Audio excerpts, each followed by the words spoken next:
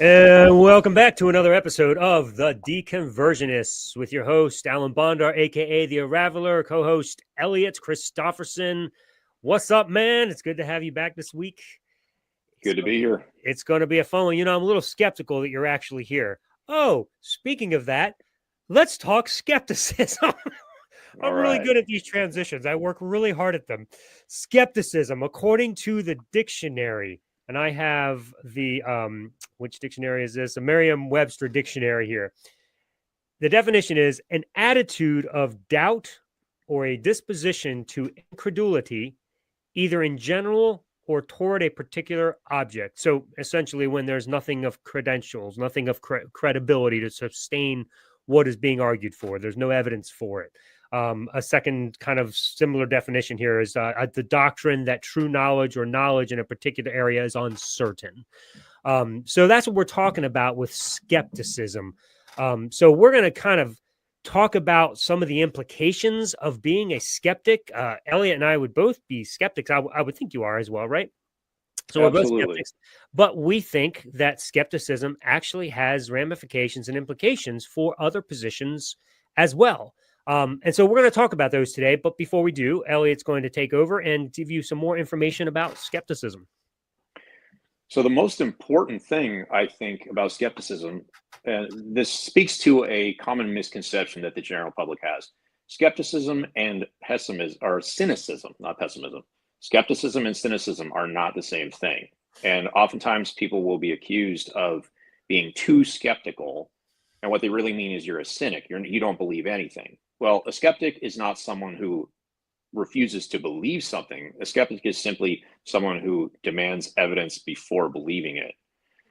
So skepticism is a process to get to the truth, or get to the truth through the correct way of getting there, which includes examining the evidence in the proper way, using the principles of skepticism.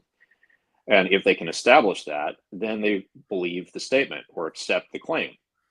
So it's not a rejection of a claim. It's simply demanding the correct process to get there. So for example, some of the main principles of skepticism are suspending judgment until correct evidence is gathered, seeking proof before accepting a claim, and recognizing that current knowledge is provisional and can be overturned by new evidence, meaning that even after you accept a claim, you don't take it with 100% certainty, because you realize that more information can be gained in the future that might in fact disprove the claim that you have tentatively accepted. So those are essentially the principles that we work through as skeptics, because we want to have the best information, the best evidence, and the best reasons for accepting a claim. And of course, the flip side to that would be, well, hey, it sounds good to me, so I'll just believe it. Well, that's not what we do, which is why both me and Ellen are no longer Christians, because we originally accepted the claim without good evidence and without good reason and without a process. Like, I don't know about Ellen, but I was essentially born into Christianity. I did not have a choice. I took it as absolute 100% truth with no room for doubt.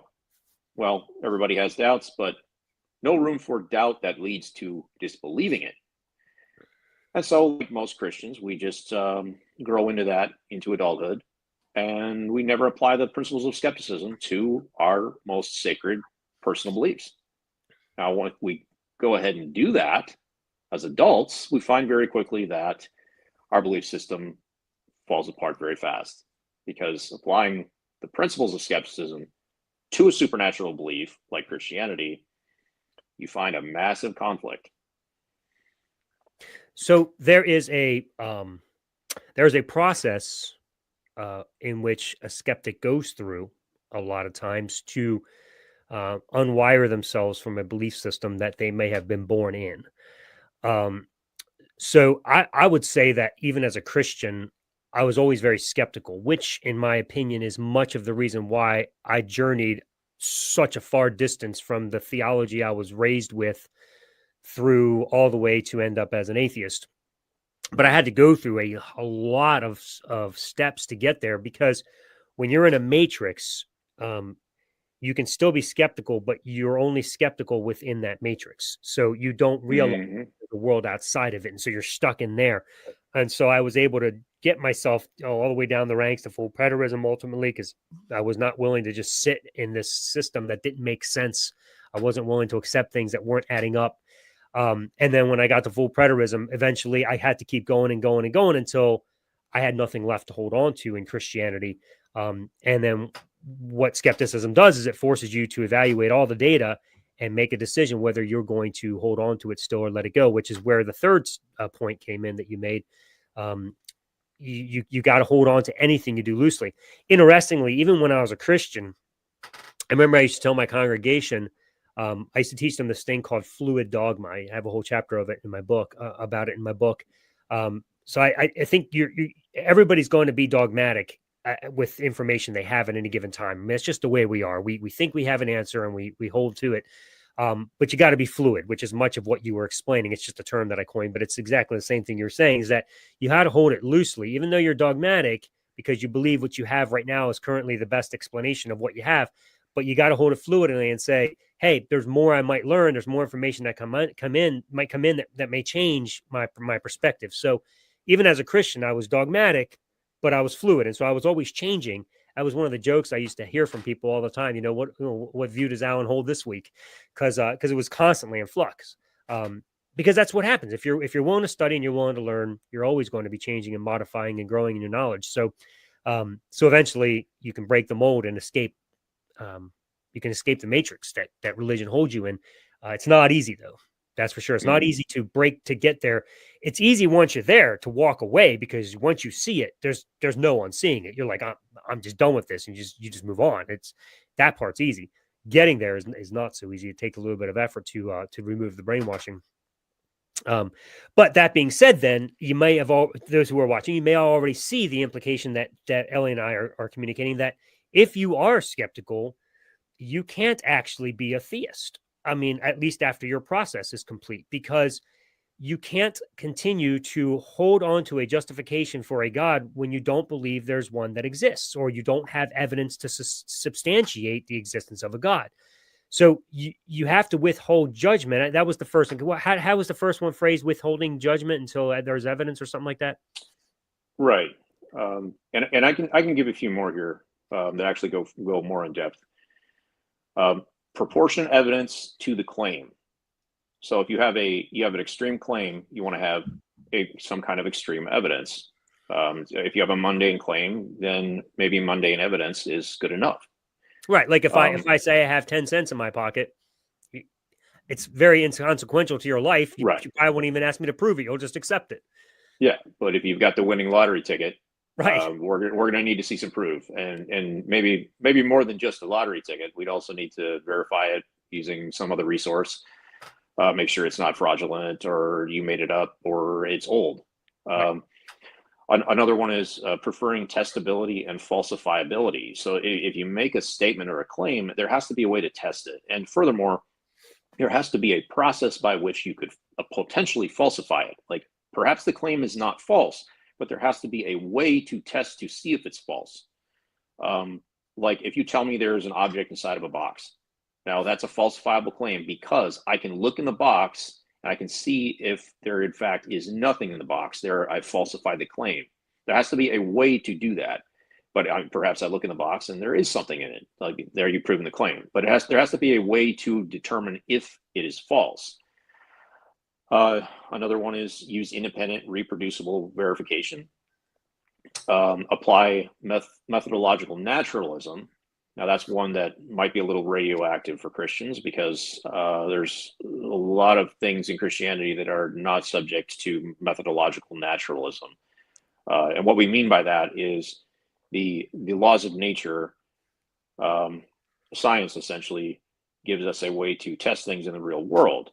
Well, the supernatural is something that falls outside of the natural world and is not testable. It's not available to science. Like we can't do a science experiment or anything observable to determine whether something in fact was actually supernatural. So that falls outside of that, the realm of naturalistic methods.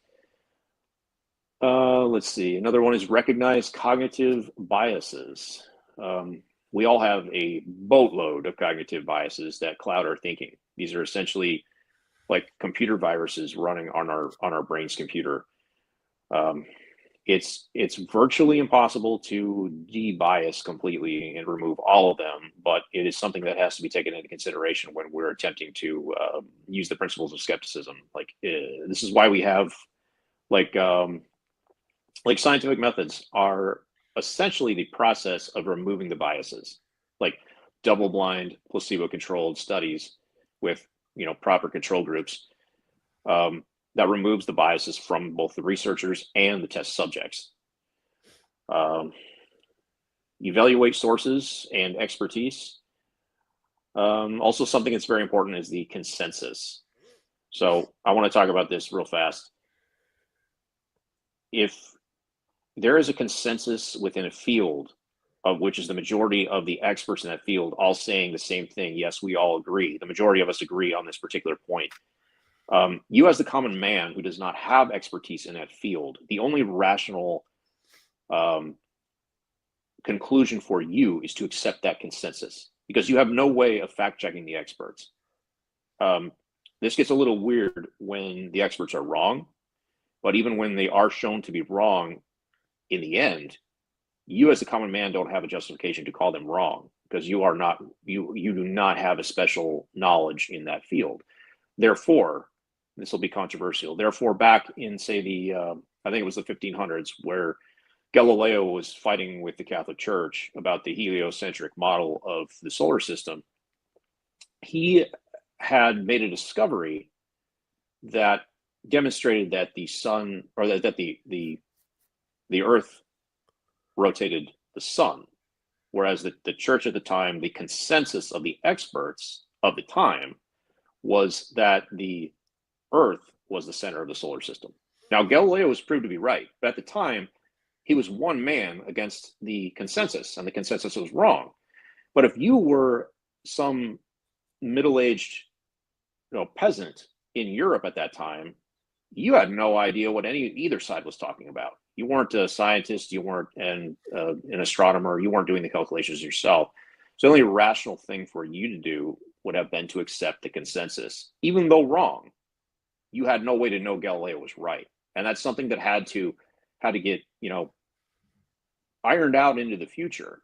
It was on the frontier of science, but you would have been rational. Maybe you wouldn't have been correct, but you would have been a rational skeptic to accept the incorrect consensus because it's the only thing you could have done without specialized knowledge. But that being said, you don't necessarily have to fall on the position either. You don't have to fall on your sword, so to speak, Correct. and say, "Oh, I'm definitively agreeing with the consensus." You can simply say, "I don't know," as well. You can say, "This is what consensus says.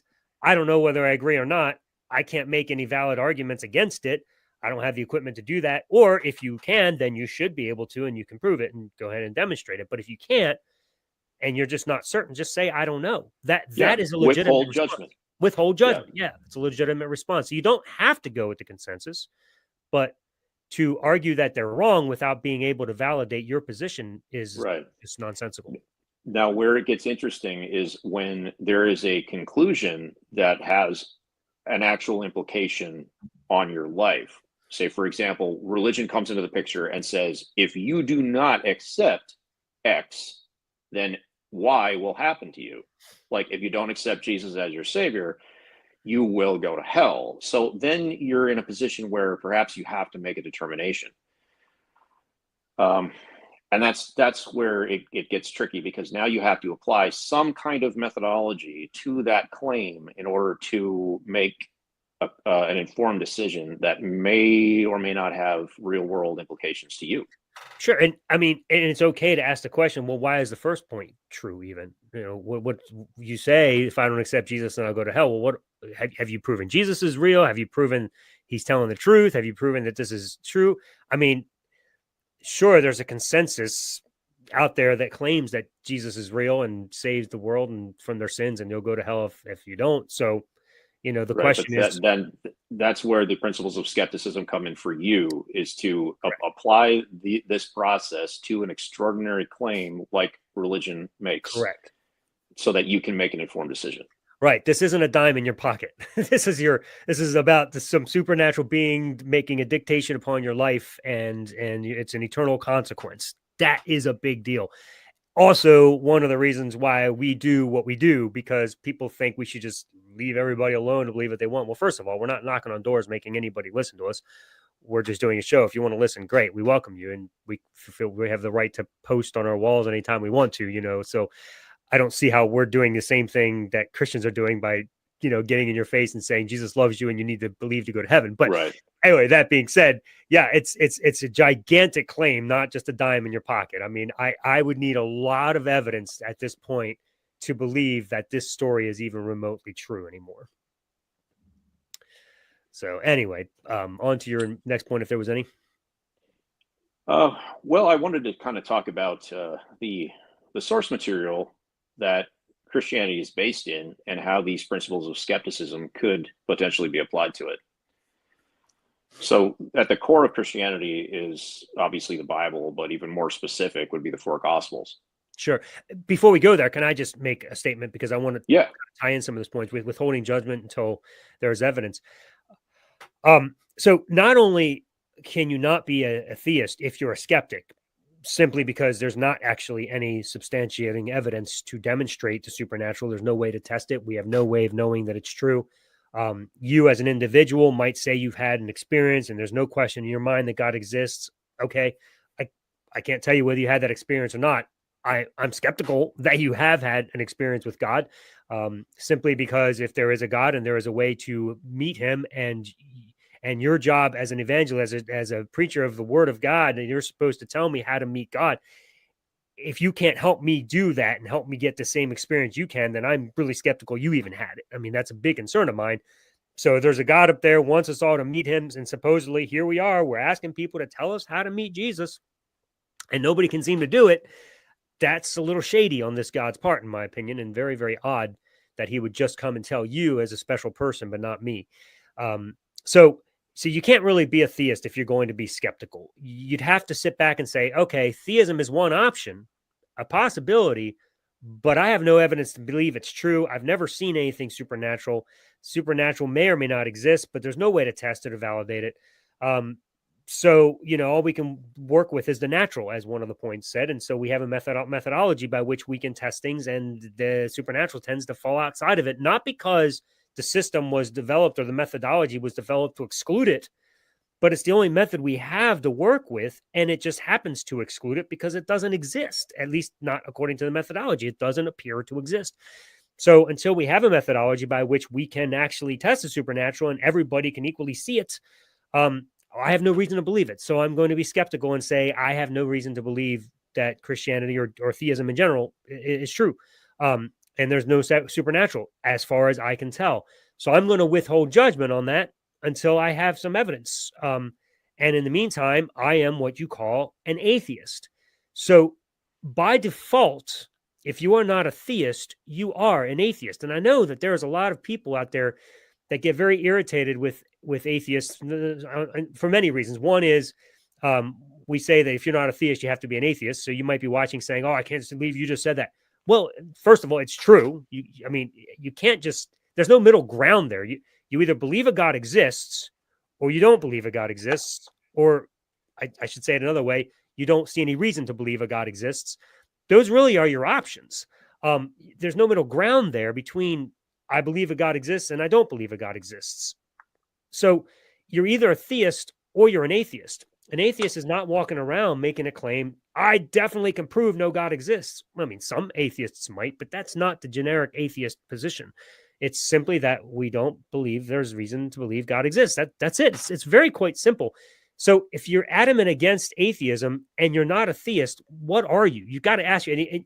You cannot be a skeptic and not be an atheist. It just doesn't make sense to have any other position, because until there's a methodology by which you can validate the supernatural, you have to remain in the atheistic position, and even not believing there's a supernatural, because you have no way to prove it or demonstrate it. So I know that there may be atheists you can't stand, And maybe they really piss you off, but that doesn't make you anything different. You're still an atheist if you don't believe God exists. That's it. Like, you like them or don't like them, but atheism isn't some like group like we all get together and you either like us or you don't. We're not a brotherhood. It's Right. just an acceptance that we don't have any real reason to believe a God exists. So hopefully that helps you as a skeptic to finally cross that line and stop trying to avoid the term atheism, because it's just what you are. If you're a skeptic, you can't, I don't see how it's possible to be anything else. But anyway, back to where you were going, or you can comment on that as well. Yeah, I do want to comment on that. So let's take this idea of proving God doesn't exist and how we can't do that. There's something called Russell's teapot, and it's the idea or the hypothesis that there is a teapot floating in outer space, orbiting the planet Saturn.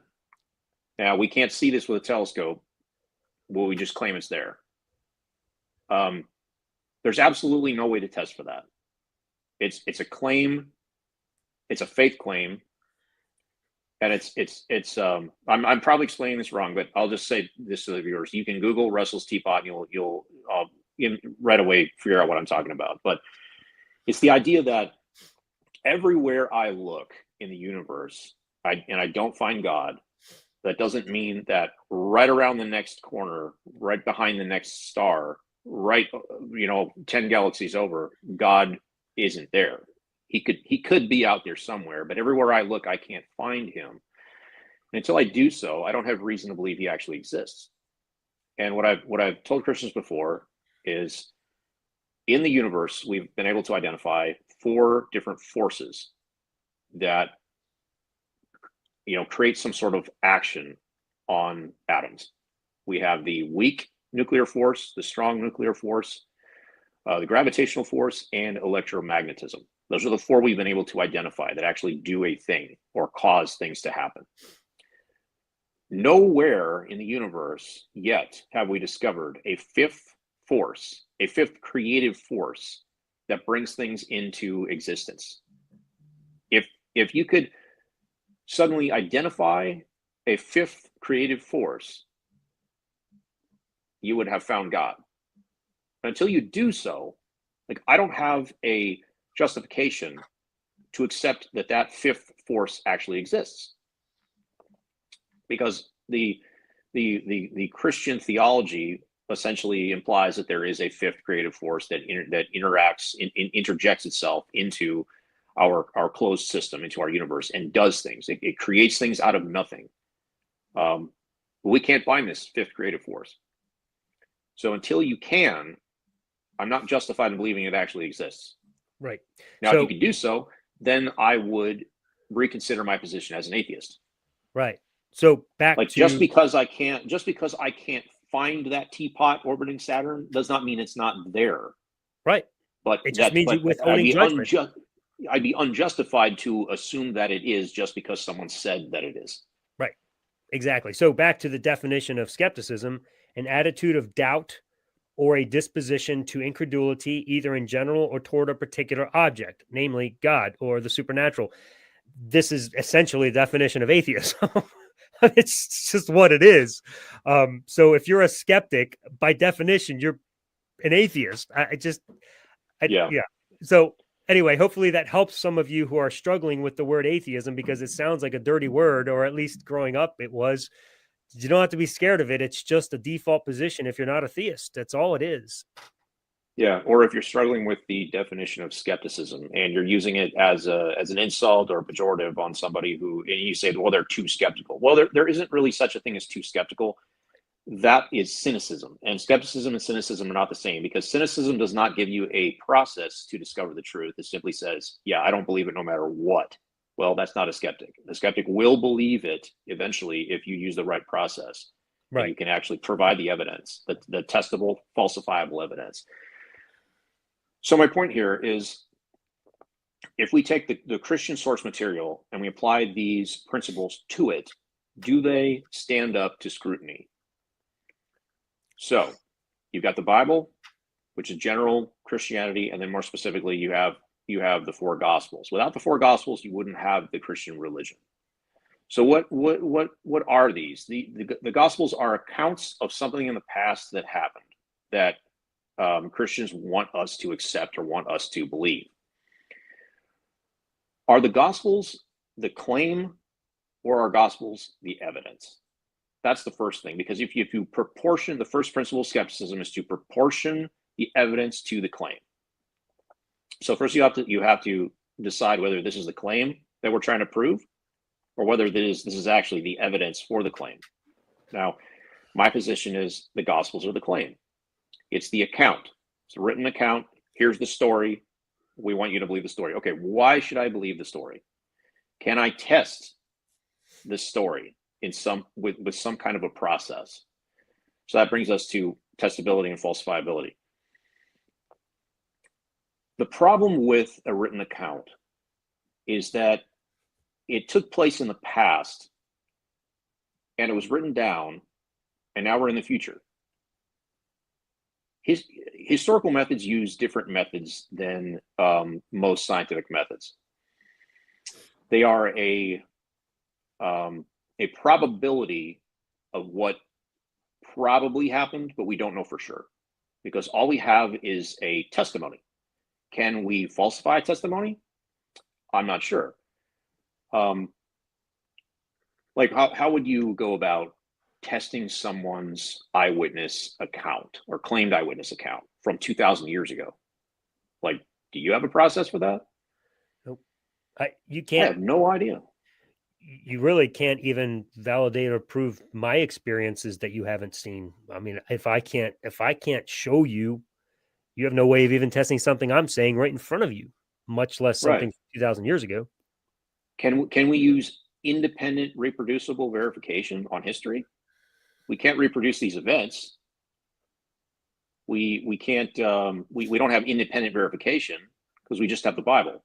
We just have the four Gospels. Are those independent verification, or are those just simply four accounts of the same story?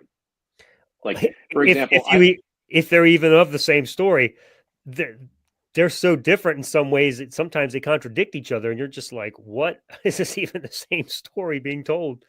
Yeah, and now here is something that I wish we had, which would, in my opinion, count as an independent verification of the story, and that would be if we had a Roman document that described Jesus' crucifixion, trial and crucifixion, because the Romans, according to the four Gospels, the Romans put Jesus to death. Pilate crucified Jesus at the request of the Jews.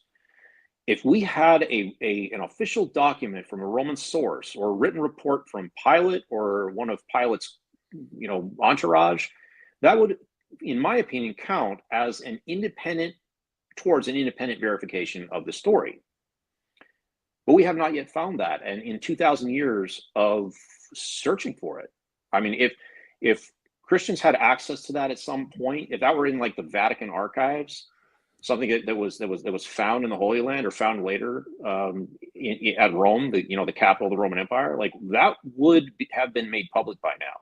Perhaps there was one and it was lost, but we do not have it. So we don't have independent verification, during that time period. We certainly can't get independent verification now. So that presents a bit of a problem. We still just have the four accounts. We can't apply methodological naturalism to this because this happened in the past. There's no experiments we can do on this. There's no observable data. We can't run a study or a test. There's just nothing there. We have four accounts, and we kind of have a dead end where you either believe it or you don't believe it. So I can't apply the principles of skepticism to this. So why should I believe it? Well, yeah, because it sounds good. Right. And so here's a very interesting barrier for Christianity that a lot of people may not have seen until this moment. At least I didn't until just now as we were talking. One would have to think that God is opposed to skepticism, that skepticism is a horrible way to live, and it is the reason so many people are going to hell. Or if you don't believe in hell, missing out on eternal life with God. Because skeptics have no reason to believe that this story is true. So if you're going to be a skeptic, you can't go to heaven. That is an irony right there, because didn't God invent reason? Aren't we following the laws of logic that supposedly God put into place? And if he put them into place and we're simply applying those rules of logic, skepticism being one of the ways that we apply those rules of logic, how is it that we're the ones getting punished for not believing a story that requires you to be skeptic less in order to Yeah. believe it? Right? This is a And problem. Like, this makes no sense. it gets even worse than that, because like I have no way to determine whether something happened in history to a point where I can put 100% certainty label on that, because it's in the past. So, but it's worse when the historical account of the events actually brings in supernatural aspects. Like, it's not just that Jesus was born in Bethlehem and that he was crucified by the Romans. It's actually Jesus walked on water, turned Right. water into wine, Right. and, If it was just a rose from the claim, dead. if Christianity, if all that required for Christianity was, hey, there was this guy, his name was Jesus, and he was crucified by the Romans for running his mouth, and it didn't involve believing in a God or that Jesus rose from the dead or walked on water or any of this, that would be one of those claims, kind of like the dime in your pocket. Like, okay, doesn't have any effect on my life. Sure, I can believe that. I'm sure there was more than just one Jesus who went through that too. No big deal. But you're asking us to believe far more impossible things that, by all measures, have no room in the methodological world that we live in that we can use to test these things. And so Right. we're supposed to abandon all reason to believe it. And then on top of it, once you're stuck in that matrix, to believe that it's reasonable. Yeah, this is something that I call extraordinary claims versus high impact beliefs, and when those two are combined, you get yourself into a lot of trouble. So an analogy that I like to use is, let's say that my best friend comes frantically knocking at my door, and he tells me this elaborate story about how last night he was abducted by aliens, and they took him up into a spaceship and they ran tests on him, and he is freaking out, and he needs me to believe this story. That's an extraordinary claim, very extraordinary claim. Now, I can take that extraordinary claim and I can believe it with no evidence, because he would have to bring extraordinary evidence, but he doesn't have it. But let's say that I go ahead and I believe that claim. So what happens after that is where it turns into a high impact belief. Whether I'm going to let this affect my life or not is a whole another part of this. So I have two choices. I can either believe my friend and then move on with my day, or I can suddenly devote my life to trying to protect myself from the aliens that he told me about. Like, I can build a bunker, I can wear tinfoil hats. Like, I can do a lot of things because I believe this extraordinary claim, and suddenly that extraordinary claim turns into a high impact belief. And that's a lot, that's very similar to Christianity, where we have the story. Okay, I can believe the gospel narrative and not let it affect my life, as if it's just a historical event that happened. It's an extraordinary claim, but I'm like, okay, yeah, sure, maybe it happened. I'll give it an 80%. When I take it to the next level, I'm completely unjustified in doing that. Now I'm going to make it a high impact belief. I'm going to organize my entire life around it, like change everything. And now I'm going to live for Jesus, and I'm going to go, door knocking and all these things, telling other people about this story. Oh my God, you got to believe this. You got to change your entire life. This matters, because you could end up at the lake of fire, or you can end up, in heaven with God. Like, that's a really big jump between this extraordinary claim that does not have extraordinary evidence, and then turning it into a high impact belief. So in my opinion, it's totally irrational. You not only you have to have extraordinary evidence for the extraordinary claim, but you also have to have like a really good justification to turn it into a high impact belief. Right. So Ray and I were watching. We watched the show Blue Bloods, and I know we missed it when it was on originally, but we're Netflixing it. No, we're not. We're where is it at? Paramount.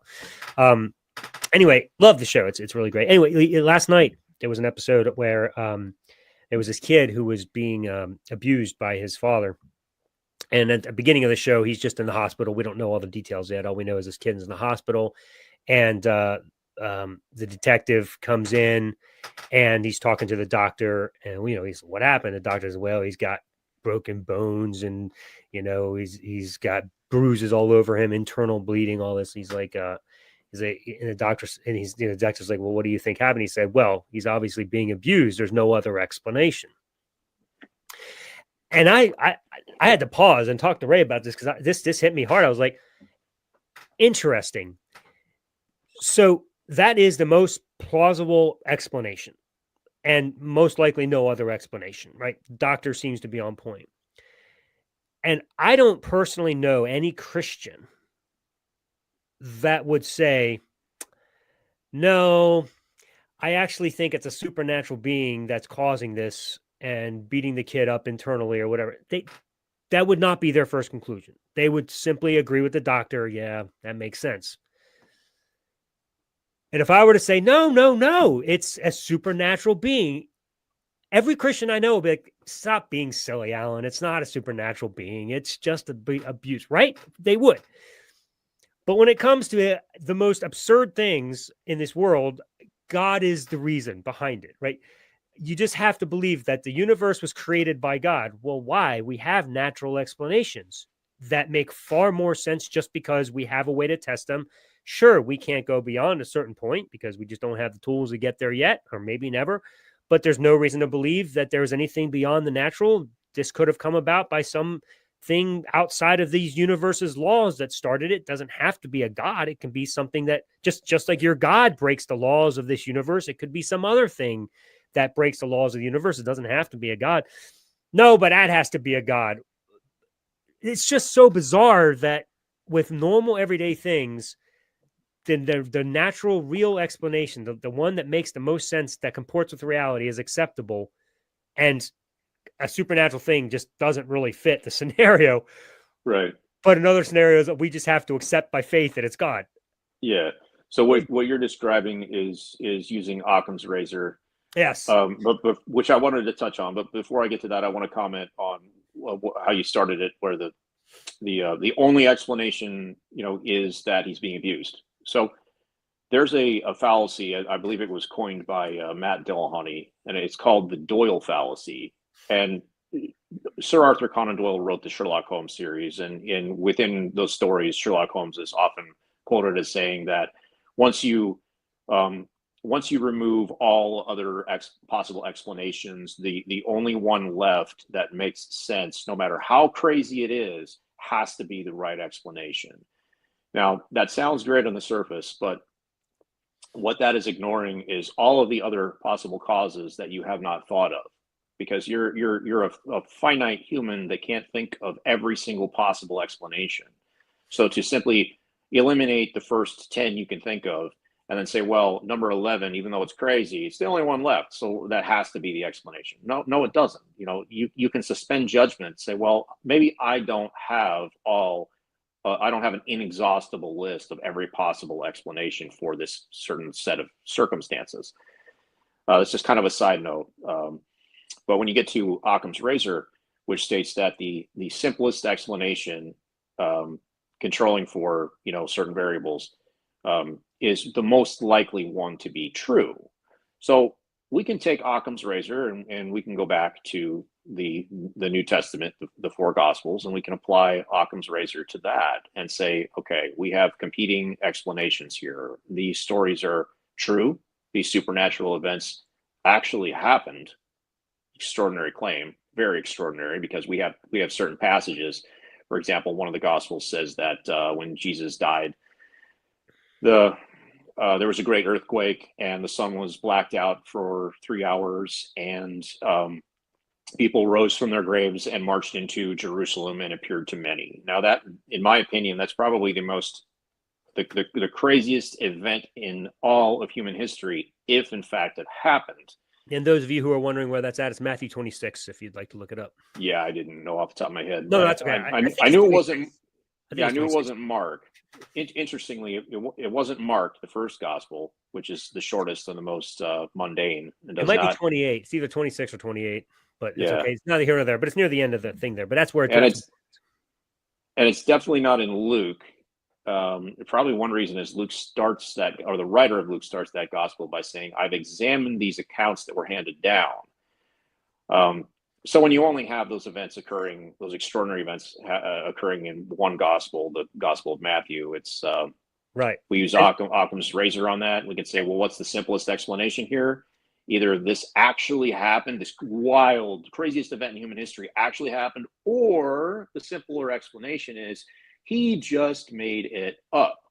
right. Now, as a skeptic using these principles, what do you think I'm going to choose? Like, oh, yeah, this definitely happened simply because it's written in one passage in Matthew and not the other three gospels. And we have no historical record anywhere else of this, no outside independent sources verifying this happened. Nobody wrote about this. No historians noticed this. No, we don't. Yeah, I'm going to pick that, or am I just going to say, well, you know what? The simplest explanation is that he just made it up for effect Right. because Matthew wanted to have unique material that the other three gospels didn't have, because you got to have something special if you're writing an account of the same story. And Like, speaking of it's that, pretty that obvious. and speaking of that, now it just hit me. I actually think it's Matthew 27. Okay. And I think it's 47:46. Something for some reason that's what's coming Well, back to me. But it's been a long it, time since I've looked at that. if you go to Google and you type in zombies in the Gospels, Does it pop you're up? gonna get straight to the only gospel that has someone like people rising out of their graves and marching into Jerusalem and appearing to people. I know it's a pejorative, like, oh, zombies in the Bible, but I mean it sort of kind of is if you I want mean, but to go. when you already are stuck in that matrix, man, it's just like you'll come up with all kinds of theories as to what that is, to Yeah, make and stuff now up. and the average Christian will accept this story as gospel, Yep. ironically, with absolutely no possible way to verify this. Right? Show me a method by which you can test this claim. There is none. This is simply a story written down around 2,000 years ago about a crazy event. Now, why would I believe that? Well, because yeah, you're stuck in that matrix where, well, God exists and did everything, so of course God could do this too. Okay, I mean, if you want to be irrational, like just because God exists and might interfere in reality, does not mean that this specific event took place also. Like Right. you're building layer upon layer upon layer to this God concept, and you proved none of them except for your base assumption that God exists. Therefore, they could all be possible. Like you're not using any methods at all to get to these conclusions. Right. And every one of the stories would need its own verification. It rising from the dead is significantly a greater claim than walking on water, even, or Right. even walking through a wall, for that matter. As crazy as those are. So, if you asked me, which one would I be more inclined to believe if I had to choose one with a gun to my head, I'd be like, yeah, walking on water. I'll take that because the odds of that happening are far greater than rising from the dead. I've just, that's not, you can't even do that as a magic trick. I mean, if I've actually been there to test you and you see that you're actually dead, you're not coming back from that. There's no Yeah. way. So I wanted to touch on at least just one point where what would make the story of the Gospels more believable to me. And I think we can add a lot of different things that we would count as evidence that could potentially verify or at least make these stories more believable. But one of them that I've thought of for many years now is, what if Jesus had risen from the dead? Now, the story is that the Jews conspired to kill him. It was a really big event. They dragged him before Pilate. They had a big trial. Pilate had him taken to Golgotha. He was crucified. I mean, this was a big deal. Okay, so Jesus had fought with the Pharisees for his entire earthly ministry. He was constantly doing battle in the synagogues with these guys, telling parables, like making accusations, and flipping over temple tables. I mean, it was a big deal. Mhm. So Jesus dies, He's executed by them. They essentially win. They beat him. They kill him, and then he rises from the dead. And what does he do after that? He appears in secret to his followers, and then to the alleged 500 witnesses, which were Christians at that point, and then he ascends to heaven.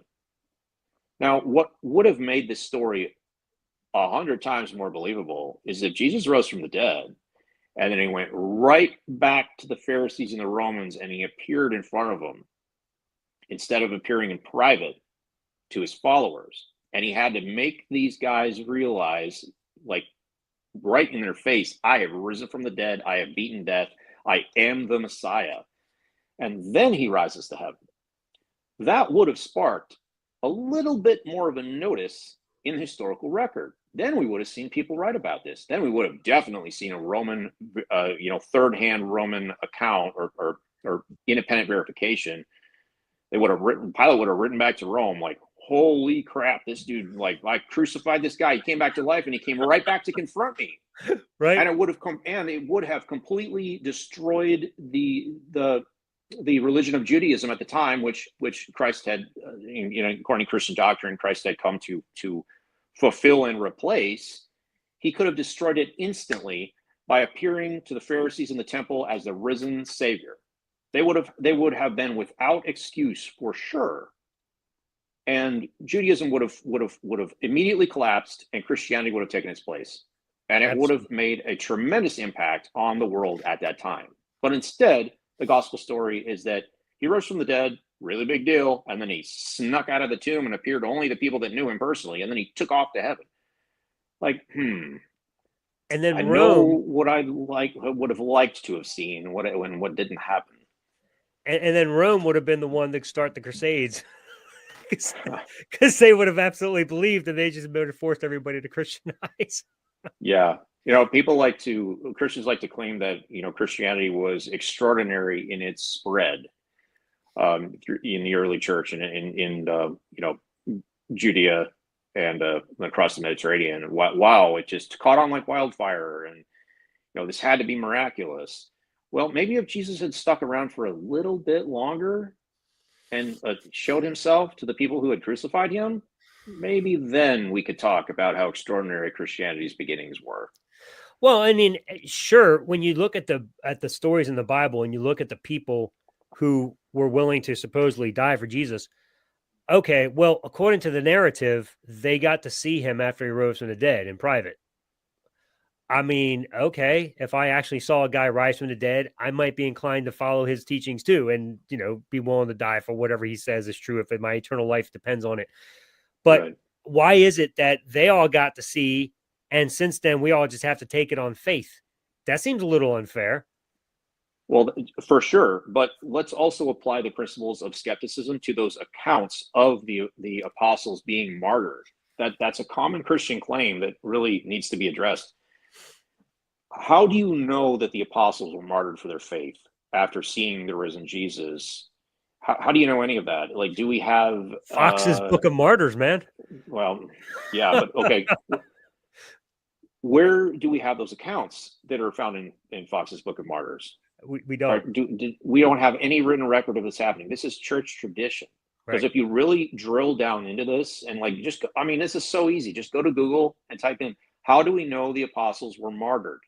You are going to get the actual, source material of how we know. And how we know is we don't know. It simply is not in the historical record. These are stories that have, in fact, less reliability than the gospel accounts, because we don't have accounts of them being martyred. Right. Yep. So you can make that claim and say, oh, well, they wouldn't have died for a lie, so then the religion must be true. But how do you know? It's just not there. You don't have that information. You have the Catholic Church, in the preceding centuries saying that they did, but when you track back the chain of custody of the stories, you end up at a brick wall. There's just nothing there. Right. So when it comes to being a skeptic, I sense that everybody is a skeptic in like one or two areas of their life. Some of us try to be skeptical in every area of our life to make sure we're drawing the best conclusions possible so that we're building our lives upon something that actually has, um, you know, explanations that are rooted in testability, for lack of a better way of saying it. The methodology that we have that we can, use the natural world, things that I know exist. Now, hard solipsism aside, we could just be brains in a vat. Who the hell knows? But assuming that this is reality, and it's the only reality I do know, so what choice do I have? I'm going to live by this. So I'm going to do my best to be skeptical in everything. Now, there's some things that, as you were saying, the ratio is different. Some things I don't need to apply my skepticism intentionally because it's just naturally in my mind. When I go to the bank and I give them $5 bills and want a five in exchange, or the other way around, whatever, I don't have to question whether or not my 20 equals their one or something like that. You just know this stuff intuitively. You just kind of go with it. But when it comes to harder things, which ironically, I don't know why the supernatural is a harder thing, because it's an extraordinary claim, but it's just because it's been believed so long and by so many people that it makes it something that's extraordinary. Like it's a wonderful claim that we should really think hard about before we question it. And I sit back and I'm like, why? Why does this take so much thought to wonder? Like, if you've never seen it, you've nothing to test it. All you're having is people telling you, oh, I had an experience. Okay. Tell me how to have that same experience. Well, I can't. Okay. So I have if you don't have any way to actually validate anything you believe, why do you believe it? It just doesn't make sense. Yeah, and that brings us to another one of the principles of skepticism is to avoid special pleading and double standards. So the special pleading fallacy, which is essentially a cool way of saying double standards, is when someone says, well, I use these methods to know what I know in the real world all the time, but when I get to this one thing is special. Like, yeah. This is true because it's true, Like, I reserve this special place for this one thing that I can't prove, and I just take it on faith. Right. And that is a fallacy, because you should apply the same standards of evidence, the same rules, the same standards or principles of skepticism to everything. Once you do that, you're going to find that your religious-based worldview will fall apart just as easily as anybody else's, because you're no longer carving out a special place for that one thing simply because it's part of who you are, part of your identity, and you don't want to put it at risk. So if you do that, if you carve out a special place for that, like you're committing a logical fallacy. And when you are committing a logical fallacy, then that means that you have no way to actually, your logic is broken in a way that you now cannot prove a thing to be true.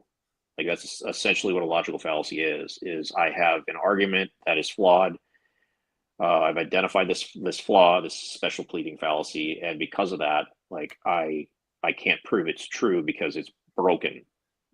But if you go ahead and do it anyway, you're being irrational. There's just no other way about it. Which, again, it's strange that Christianity requires irrationality. Like, supposedly God is logic. He's the logos, and yet he demands irrational. He demands us to be irrational in order to believe he exists. That is the craziest thing. Of course, the Christian will say, no, it's completely irrational, but it really isn't.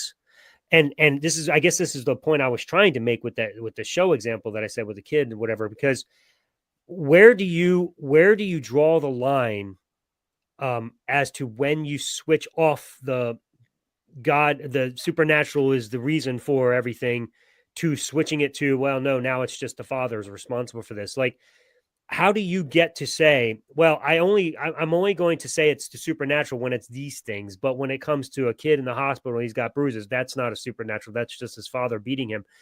Why don't you go one way or the other? Either be completely rational and use the empirical data that we have and say, okay, therefore I have no reason to believe a God exists, so why am I? Or use the faith method entirely and just basically say, well, God or the supernatural is behind everything, and just see it everywhere. and walk around like that. No matter what anybody says, the answer is it's supernatural. Like, be consistent one way or the other, but that's not consistent. Nobody would do that, which goes to show you're being irrational in this one area. Yeah, the answer to the question of when do you shut it off is going to be the same every time for religious people, and it's when they feel it's right. They don't have a process to determine when it's supernatural and when it's not. It's whenever they feel that it's supernatural or whenever they feel that it's not. And fortunately, they're able to conduct themselves in a shared reality in the proper way 90% of the time, because they intuitively know that, hey, maybe I shouldn't be crazy right now. I mean, you don't take God to the grocery store with your shopping list. You leave him at home because he can't help you buy groceries. So, I mean, they intuitively know that God doesn't play a huge role in everyday life. But then, whenever they feel like it, then they'll interject God into it. And we see that.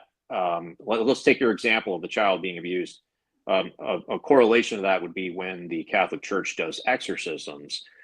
Like, how do they know that this person has a demon versus this person has schizophrenia or has a mental condition and they're having a psychotic break or they're suffering from some kind of illness?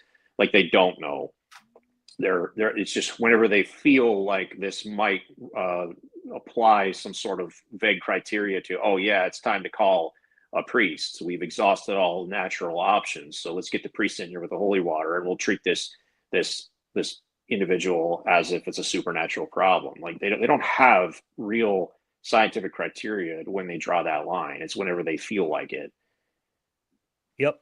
And that is what, in my mind, presuppositionalists tend to do with the impossibility of the contrary argument, by eliminating all other arguments. The one that's left must be true, even though there could be others we just hadn't thought of, but that's their argument. Therefore, God, it's a very irrational argument. But speaking of which, we're going to actually engage with a presuppositionalist this Sunday. You want to tell us about him? Yeah, we're going to have a YouTuber on named Reformed Riley.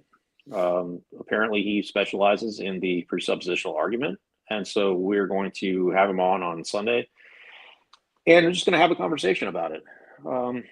Got some questions for him. It's not going to be a debate. It's not going to be, we're not going to beat up on him or double team him or anything like that. I just want to know, like, why he likes this argument, and I'd like him to present it to us so we can discuss it. It's more like an interview. We just want to see where he's coming from. Very interesting. Yeah. It should be fun. I'm sure he'll have questions for us too. I have no doubt it will end up being more of a debate, but we're going to try our best to just have some fun with it and have a friendly discussion. But that's the goal. So that's this Sunday at 2 p.m. Eastern. So that's going to be a great time, and it's going to be live right here on the Deconversionists. So go to our channel, make sure you like, subscribe, get notified. Yeah, so we're going to be under more pressure, because if we screw this up really badly, we won't be able to delete it. Yeah, there's no coming back ever. We're just done. We're going to go back to birds of a feather. We'll both go back to being a couple of failed authors. And we'll hang it up. So there you go, Riley. You can if you win the argument, we're done, I guess. Yeah, I wish that were the case. We're too stubborn for that, though. We're gonna have plenty of mishaps, but also plenty of great stuff. So that's just the way life is. But we're gonna have a good time with that. Then on the 23rd, also a Sunday at 2 p.m., we're going to be able to interview Josh Patterson, who is a hybrid Christian, or I don't know if he'd call himself a hybrid Christian. For some reason, the term he uses is evading me. I apologize, Josh. He's let's say non-typical Christian. Yeah, non-typical. Some days he's even calls himself an atheist. So it's really bizarre, but he remains a Christian. So it'll be a fun interview for sure. Just getting to understand that position a little bit better. And I have other friends that hold to his position as well. So it'll be interesting. But I know he's a good spokesman for the position. And I apologize. It's just I don't know why it's not coming to me. But either way, you guys can check out Josh Patterson. His podcast is with parentheses and then Thinking Christianity. So that's what it is. I'll have the link as well in the I'll hold off on his link. I want to have Riley's in there again. before we do that. So I'll put Josh's in a couple weeks. But check out Reform Riley before Sunday if you guys want to get his perspective on things, and then we're going to have a great discussion. This weekend's going to be fun. I am interviewing on Tristan Gabriel's channel, the 21st Century Mind. That's going to be a good time. We're going to be talking about my upcoming release of my book, Unravelation, How Those of Faith Find Freedom. It's going to be really exciting to release that. So we're going to be talking this Saturday about it. And then Sunday, of course, is our show. And then Tuesday nights, for the next 3 Tuesdays at 6 p.m., I'm going to be having an informal debate with Nigel Taylor, who has recently returned to Christianity from atheism. So we'll see what happened there and how that went, and we'll discuss things together and see who has a more reasonable position. So that's what's going on in the next few weeks as far as we're concerned, as far as I'm concerned, and I hope you guys will join us for those things. Make sure you get over to Deconversion Nation on Facebook. We love to have you there. Throw out your thoughts. Let's have some discussions, especially if you're a Christian who is questioning and would like to understand a little bit more about where people like us are coming from. Come on over there. That's a great place for you to be private. Nobody needs to know that you're there. It's a great chance for you to just ask some questions and get some answers from atheists, and maybe even some people who aren't atheists, but predominantly atheists, I'm sure, is what you'll get your responses from, especially, hopefully, after this episode. But I think those are the big things. Anything else I'm missing, Elliot, or anything else you'd like to say? And with that, just take us out. Well, I think, as usual, we have sufficiently covered the topic for a full hour. So, yeah, we are good. All right, everybody. See everybody on Sunday. Absolutely. We are the Deconversionists, deconverting those who fell for the con. Have a good night.